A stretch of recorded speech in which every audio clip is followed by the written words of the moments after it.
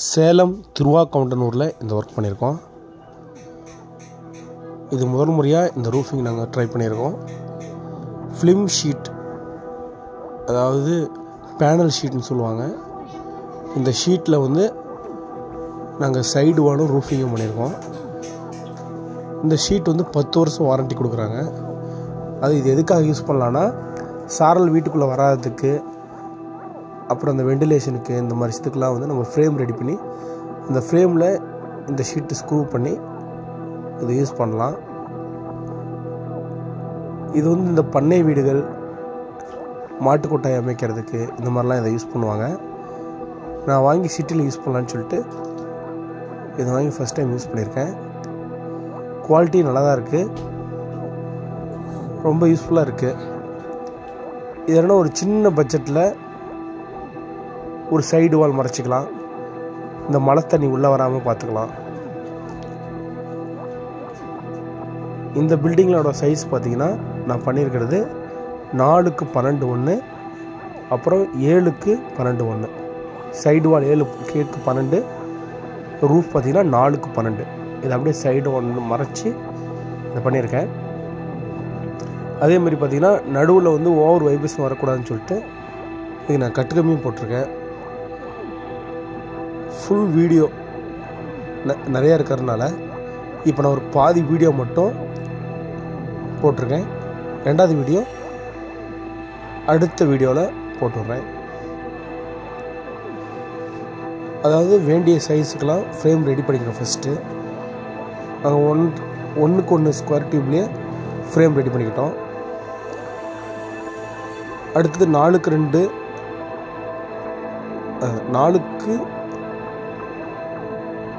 4x12 அந்த சைஸுக்கு 1x1 square டியூப்லேயே ready பண்ணிக்கிட்டோம். இந்த ஷீட்டோட திக்னஸ் பார்த்திங்கன்னா 0.4, அதாவது அந்த திக்னஸில் இருக்குது. இதனால் ஹெவியாக நல்லா மொத்தமாக தான் இருக்குது, கிளிக்கவும் முடியல. ஏன்னா நான் ட்ரை பண்ணி பார்த்தேன், நல்லா ஹெவியாக இருக்குது. இன்னொன்று இதில் நான் என்ன பண்ணியிருக்கேன்னா, எக்ஸ்ட்ரா நாங்கள் 4x12 ஃப்ரேம் ரெடி பண்ணிவிட்டு அது நடுவில் நாங்கள் 1 அடிக்கு 1 அடி கட்டுக்கம்பி, அதாவது ஓவர் வைப்ரேஷன் வரக்கூடாதுங்கிறத கட்டுக்கம்பியும் கொடுத்துருக்குறோம். ஏன்னா நம்ம ஸ்க்ரூ அடிச்சிடுவோம், எல்லாம் முடிச்சிடுவோம், வேலையை முடிச்சிடுவோம். அந்த கட்டுக்கம்பி நம்ம எதுக்காக எக்ஸ்ட்ரா நம்ம நடுவில் கொடுத்துருக்குறோம்னா, இந்த படப்படன்னு ஓவராக அடிக்கிறது, இந்த காற்று வந்தால் ஓவராக அடிக்கிறது, அந்த மாதிரிலாம் அந்த வைப்ரேஷன் வந்து அந்த கட்டுக்கம்பி தாங்கிக்கும். அதனால் சென்டரில் மட்டும் அந்த 4x12 ஃப்ரேமில் ஒரு 3 கட்டுக்கம்பி கொடுத்துட்டோம். இது ஃபஸ்ட் டைம் நான் ட்ரை பண்ணியிருக்கோம். ஆனால் நல்லா தான் இருக்குது, நல்லா குவாலிட்டி நல்லா தான் இருக்குது, நல்லா வெளிச்சமாகவும் இருக்குது, வெயிட்டு நல்லா தாங்குன்னு நினைக்கிறேன். இதோட ஃபுல் வீடியோ அடுத்த 2வதாக போட்டு விட்றேன். இப்போ நாங்கள் எது வரைக்கும் ஃபிட் பண்ணுறோம் அது வரைக்கும் மட்டும் நாங்கள் போடுறோம். இந்த ஷீட் வந்து நான் மேச்சேரியில் வாங்கினேன், கிலோ 200 வாங்கியிருக்கேன். இந்த ஷீட்டு மட்டும் ஒரு கிலோவுக்கு குறைஞ்சது ஒரு 6 அடி இந்த மாதிரி ஒரு ஷீட்டு, 6x4. இந்த ஷீட்டு மேனுஃபேக்சரிங் சைஸ் பார்த்திங்கன்னா 3.25 அடி வருது, 3 அடி 9 இன்ச்சு. லென்த்து வந்து நம்ம கேட்குற நீட்டத்துக்கு தராங்க, 300 அடி வரைக்கும் தராங்க. உங்களுக்கு இந்த மாதிரி சைடு வால், ரூஃபிங் இந்த மாதிரி தான் பண்ணணுன்னா சேலத்தில் எங்கள் நம்பர் கனெக்ட் பண்ணுங்கள். நாங்கள் சேலத்தில் shed work, roofing, welding, painting, demolish, concrete cutting, core cutting, அப்புறம் polycarbonate side sheet, polycarbonate roofing, one side roofing, Kerala roofing, இந்த மாதிரி எல்லா ஒர்க்கும் நாங்கள் பண்ணி தரோம்.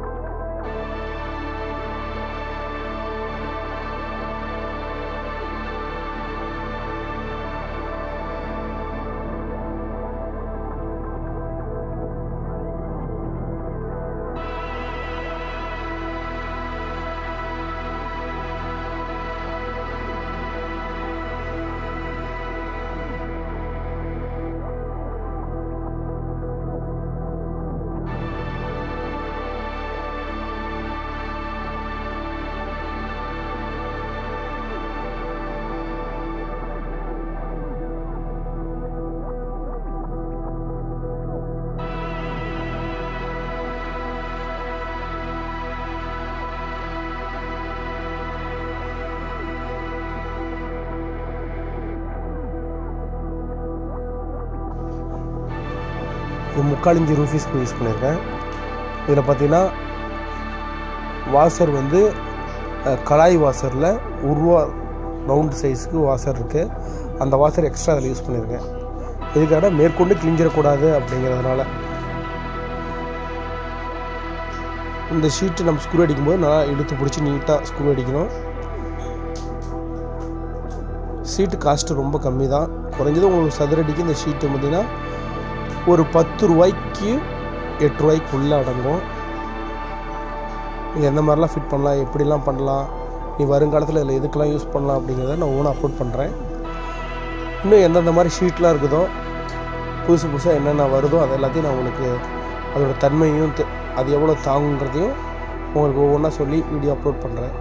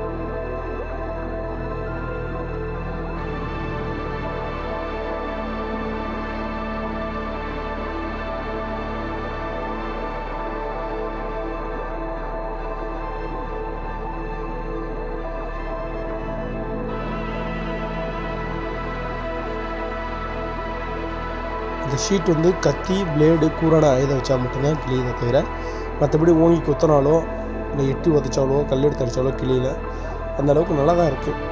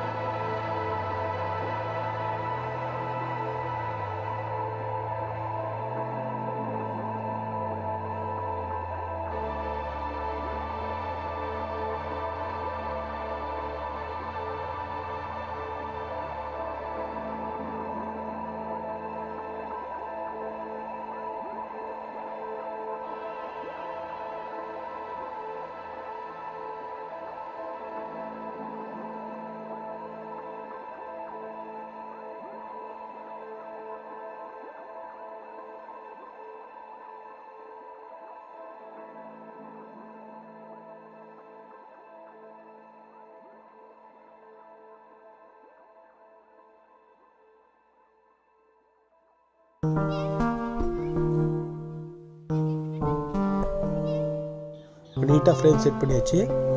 நாம் இதுக்கு யூஸ் பண்ண பைப் பார்த்திங்கன்னா 1க்கு 1 இந்த பைப் யூஸ் பண்ணியிருக்கோம்.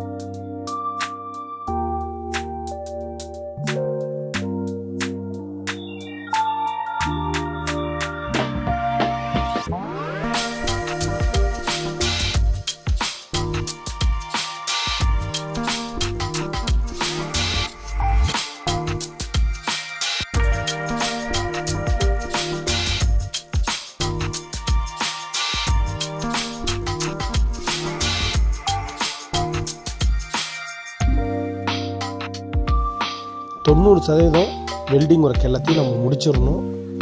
10% மட்டும்தான் வெல்டிங் ஒர்க் மீதியாக இருக்கிற மாதிரி இதை ரெடி பண்ணிக்கணும். ஏன்னா ஓவர் ஹீட் ஆகும்போது இந்த ஷீட்டு உருகிறதுக்கு வாய்ப்பு இருக்குது. அல்லது நம்ம வெல்டிங் அடிக்கும்போது அந்த லைட்டாக எரிஞ்சு அந்த இடத்துல கருப்பாக பார்க்குறது அசிங்கமாக தெரியறதுக்கு நிறையா வாய்ப்பு இருக்குது. அதனால் ஒரு 90% நம்ம வெல்டிங் ஒர்க் எல்லாத்தையும் முடிச்சிடணும்.